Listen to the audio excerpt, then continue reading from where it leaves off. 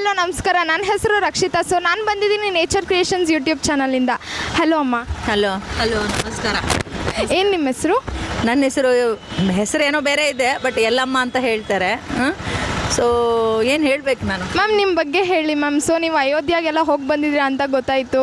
So ನಿಮ್ಗೆ ಏನಕ್ಕೆ ಅಯೋಧ್ಯಾಗೆಲ್ಲ ಹೋಗಿ ಬರಬೇಕು ಅಂತ ಹೇಳಿಸ್ತು? ಸೊ ಎಲ್ಲಮ್ಮ ಹತ್ರ ಇದ್ದೀರಾ, ಸೊ ಏನಕ್ಕೆ ಅಮ್ಮನ ಪೂಜೆ ಮಾಡಬೇಕು ಅಂತ ಅನ್ನಿಸ್ತು ನಿಮಗೆ? ನನಗೆ 21 ವರ್ಷ ದೀಕ್ಷೆ ತಗೊಂಡು ಸೊ ದೇವ್ರದ್ದು ಸೇವೆನೇ ಮಾಡ್ತಾಯಿದ್ದೆ. ದೇವಸ್ಥಾನಗಳಲ್ಲಿದ್ದೆ, ಹಳ್ಳಿ ಊರಲ್ಲಿದ್ದೆ, ಎಲ್ಲ ಕಡೆ ಇಟ್ಕೊಂತ ಬಂದೆ.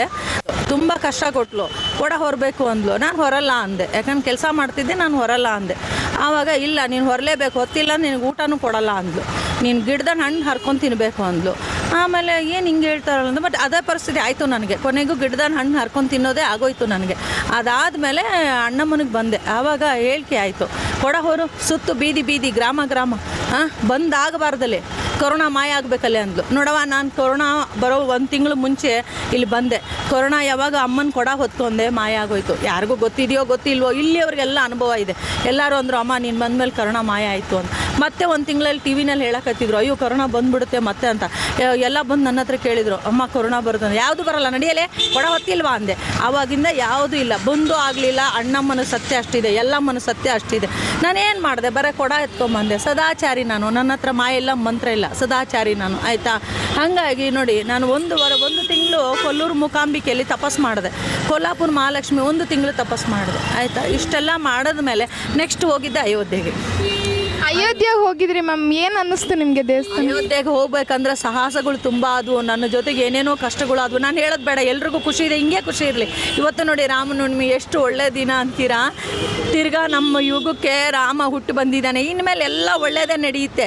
ಏನೋ ದುಷ್ಟರನ್ನ ಸಂಹಾರ ಮಾಡೋಕ್ಕೆ ರಾಮ ಬಂದಿದ್ದಾನೆ ಅಲ್ವೇ. ರಾಮ ಬಂದಿದ್ದಾನೆ, ರಾವಣನ ಸಂಹಾರ ಮಾಡ್ದ. ಮತ್ತೆ ಅಂತ ರಾವಣರು ತುಂಬ ಇದ್ದಾರೆ. ಒಬ್ಬ ರಾವಣ ಅವಾಗಿದ್ದ, ಈಗ ತುಂಬ ರಾವಣರು. ಅವ್ರನ್ನ ಸಂಹಾರ ಮಾಡೋಕ್ಕೆ ನಮ್ಮ ರಾಮ ಬಂದವನೇ, ಗೊತ್ತಾಯ್ತಾ. ಅಂತ ಮೋದಿ ಸರು 500 ವರ್ಷದ ಫೈಟಿಂಗು ಮೋದಿ ಸರ್ ಕೈಲಿಂದ ಆಯ್ತದು ಅಲ್ವೇ. ಯಾಕಂದರೆ ಯಾವುದನ್ನು ಒಂದು ಒಳ್ಳೆ ಕೆಲಸ ಆಗಬೇಕಾದ್ರೆ ನನ್ನ ಅನುಭವದಲ್ಲಿ ನಾನು ಹೇಳೋದು ಇಷ್ಟೇ. ನಾನು ಇಷ್ಟು ಸದಾಚಾರದಲ್ಲಿದ್ದರೂ 21 ವರ್ಷ ತೊಗೊಳ್ತು ಅಮ್ಮ ಎಲ್ಲಮ್ಮ ಬರೋಕ್ಕೆ, ಆಯಿತಾ. ಆದರೆ ನಾವು ಮಾಡೋ ಧರ್ಮ ಕರ್ಮನೇ ನಮ್ಮ ಜೊತೆಗೆ ಬರೋದು. ಇವತ್ತು ಮೋದಿಯವರು ಎಷ್ಟು ಸತ್ಯವಾಗಿದ್ದಾರೆ ಅನ್ನೋ ಯೋಗಕ್ಕೇ, ಆ ಅರ್ಥಕ್ಕೇ ರಾಮ ಇದು ಆಗಿರೋದು, ದೇವಸ್ಥಾನ ಆಗಿರೋದು ಅಲ್ವೇ. ಇವತ್ತು ನೆನೆಸ್ಕೊಂಡೆ ನಾನು, ಅಯ್ಯೋ ನಾನು ಇವತ್ತು ಅಲ್ಲಿರ್ಬೇಕು. ಏನು ಇಲ್ಲೇನಾ ಇದೆ, ಎಷ್ಟು ದೂರ ಇದೆ ಅಲ್ವಾ. ಆವತ್ತು ಕಾಡು ಮೇಡು ಎಷ್ಟು ಕಷ್ಟ ಬಿದ್ದು ನಾವು ಹೋದ್ವಿ. ಹೈವೇ, ಆ ಲಾರಿಗಳು ಕಣ್ಣು ತಿರುಗ್ತಾವ ಅಲ್ಲಿ ಗಾಡಿ ಓಡಿಸ್ಬೇಕಾದ್ರೆ. ಮತ್ತು ನಾನು ಹೋದ್ನೆಲ್ಲ ಉಪವಾಸನೂ ಇದ್ದೆ, ವನವಾಸನೂ ಇದ್ದೆ, ಹೆದರಲಿಲ್ಲ ನಾನು ಹೇಳಿದೆ, ನೀನೇನೇ ಮಾಡಿದ್ರು ನಾನು ಹೆದರಲ್ಲ, ಒಟ್ಟಿನಲ್ಲಿ ಅಯೋಧ್ಯೆ ಹೋಗ್ತೀನಿ. ಕೆಲವೊಂದು ವಿಷಯಗಳು ನಡೆದ್ವು. 5 ದಿನ ಉಪವಾಸ ಇದ್ದೆ.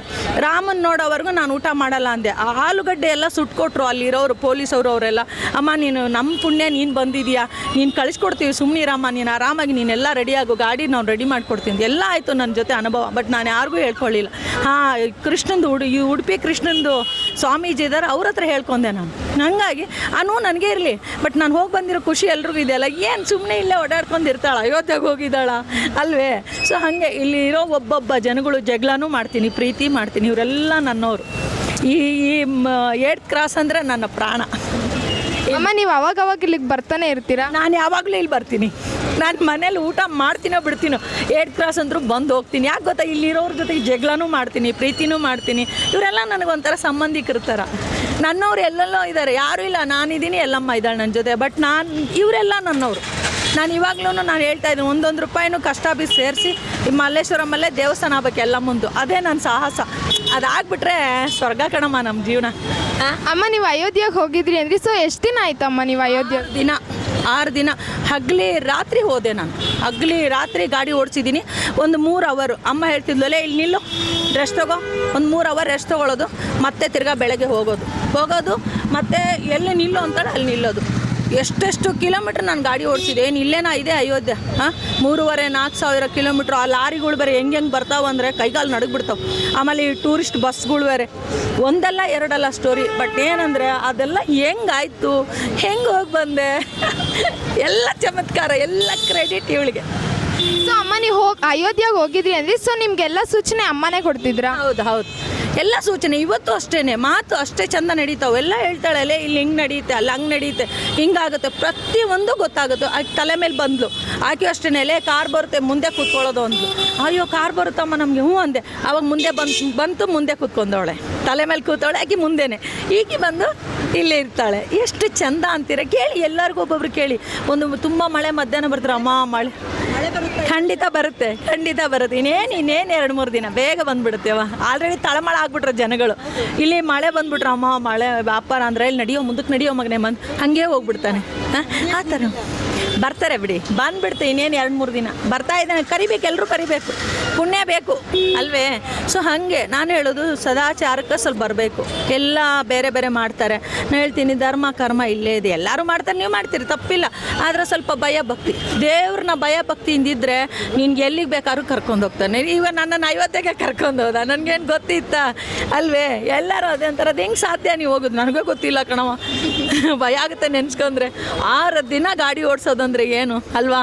1,000 ಕಿಲೋಮೀಟ್ರ್ ಓಡಬೇಕಲ್ಲೇ ಈ ಊರಿಗೆ ಹೋಗಿ ನಿಲ್ಬೇಕು ಅಲ್ಲಿಗೆ ಹೋಗಿ ನಿಲ್ತಾ ಇದ್ದೆ. ಕಂಟಿನ್ಯೂ ಓಡಿಸ್ತಾ ಇದ್ದೆ. ಟೀ ಕುಡಿತೀನಿ ಬ್ಯಾಟ್ ನಡಿ ಅಲ್ಲಿ ಕುಡಿ ಅಂತ ನಡಿ ಹಾಗೆ ಪ್ರತಿಯೊಂದು ಗೈಡು ನನಗೆ ಪ್ರತಿಯೊಂದು. ಅಮ್ಮ ಇವಾಗ ನೀವು ಎಲ್ಲಿದ್ದೀರಾ ಮಮ್ಮಿ ಎಲ್ಲಿ ಸ್ಟೇ ಕ್ರಾಸಲ್ಲಿ ಇದ್ದೀನಿ. ಈಗ ಮನೆ ಇದೆ 2 ಬೆಡ್ರೂಮ್ ಮನೆ ಇದೆ ಅಲ್ಲೇ ಇದ್ದೀನಿ. ಎಲ್ಲ ಈಕಿನೇ ಕೊಟ್ಟವಳೆ. ನನಗೆ ಮನೆಯೇ ಇರಲಿಲ್ಲ 1 ತಿಂಗಳು ರಾಮಕೃಷ್ಣ ಲಾಡ್ಜಲ್ಲಿ ಇದ್ದೆ ನಾನು ಆಯಿತಾ. 20,000 ಕಟ್ಟಿದೆ. ನನಗೆ ಅಡ್ವಾನ್ಸ್ ಕೊಡೋಕ್ಕಿರಲಿಲ್ಲ. ಅವ್ರು ನನ್ನ ಮನೆ ಮಗಳಾಗಿ ನೋಡ್ಕೊಂಡ್ರು ರಾಮಕೃಷ್ಣ ಲಾಡ್ಜು. ಅಷ್ಟು ಚೆನ್ನಾಗಿದ್ದೆ ಒಂದು ಸಿಂಗಲ್ ಬೆಡ್ರೂಮಲ್ಲಿ. ಅಲ್ಲಿ 1 ತಿಂಗಳು ಇದ್ಬಿಟ್ಟು 20,000 ಕಟ್ಟಿದೆ. ಆಮೇಲೆ ಅಲ್ಲಿಂದ ಹೊರಟ್ಬಿಟ್ಟೆ ಯಾಕಂದರೆ ಅಮ್ಮ ಕೊಡ ಎತ್ಕೊಂತಿದ್ನಲ್ಲ. ಆಮೇಲೆ ಇಲ್ಲಿ ಬಂದಮೇಲೆ ಅಮ್ಮ ಒಂದು PG ಅದ್ರ ಕೊಡ್ತಾಯಿ ಅಂದೆ. PG ಕೊಟ್ಲು 2 ತಿಂಗಳಿದ್ದೆ. ಅಮ್ಮ PGನಲ್ಲಿ ಸಾಕು ಒಂದು ಮನೇನಾದರೂ ಕೊಡೆ ಒಂದು ಚಿಕ್ಕ ಮನೆ ಕೊಟ್ಲು ಅಲ್ಲಿ ಇದ್ದೆ. ಅದಾದಮೇಲೆ ಅಮ್ಮ ಒಂದು 2 ಬೆಡ್ರೂಮ್ ಮನೆ ಈಗ 2 ಬೆಡ್ರೂಮ್ ಮನೆ ಕೊಟ್ಟವಳೆ. ಸೊ ಅಮ್ಮ ನೀವು ಅಮ್ಮನ ಜೊತೆ ಖುಷಿಯಾಗಿದ್ದೀರಾ? ಸ್ವರ್ಗದಲ್ಲಿದ್ದೀನಿ. ಖುಷಿ ಅಲ್ಲ ಸ್ವರ್ಗದಲ್ಲಿದ್ದೀನಿ. ಸೊ ಸ್ವರ್ಗ ಮೇಲಿದ್ದಾರೆ ಅಂತಾರೆ ನೀವು ಇಲ್ಲೇ ನೋಡ್ತಿದ್ದೀನಿ. ಅದಕ್ಕೆ ಹೇಳೋದು ಅಂದರೆ ತುಂಬ ನೋವು ಕೊಟ್ಟರು ಸದಾಚಾರದಲ್ಲಿ ತುಂಬ ನೋವು ಕೊಟ್ಟರು. ಇವತ್ತು ಕೊಡ್ತವ್ರೆ. ನಾನು ಹೇಳಿದೆ ನನ್ನ ಪ್ರಾಣ ಹೋದರೂ ಸದಾಚಾರ ಬಿಡಲ್ಲ ನನಗೆ ನನ್ನ ದೇವ್ರು ಬೇಕು. ಅದಕ್ಕೆ ನಾನೇ ಅವ್ರು ಅಷ್ಟು ಅನುಗ್ರಹ ಮಾಡ್ತಿರೋದಲ್ವೇ. ಈ ಪ್ರತಿದಿನ ಹಬ್ಬ ನಮಗೆ ಪ್ರತಿದಿನ ಸಡಗರ. ಅಲ್ಲಿ ಮೋದಿ ಸರ್ ಮೆರಿತಾ ಇದ್ದಾರೆ ಇಲ್ಲಿ ನಾವು ಮೆರಿತಾ ಇದ್ದೀವಿ. ಥ್ಯಾಂಕ್ ಯು ಅಮ್ಮ ಇಷ್ಟೊತ್ತು ನಿಮ್ಮ ಬಗ್ಗೆ ಹೇಳಿದ್ದಕ್ಕೆ. ಒಳ್ಳೇದಾಗಲಿ. ಥ್ಯಾಂಕ್ ಯು ಅಮ್ಮ.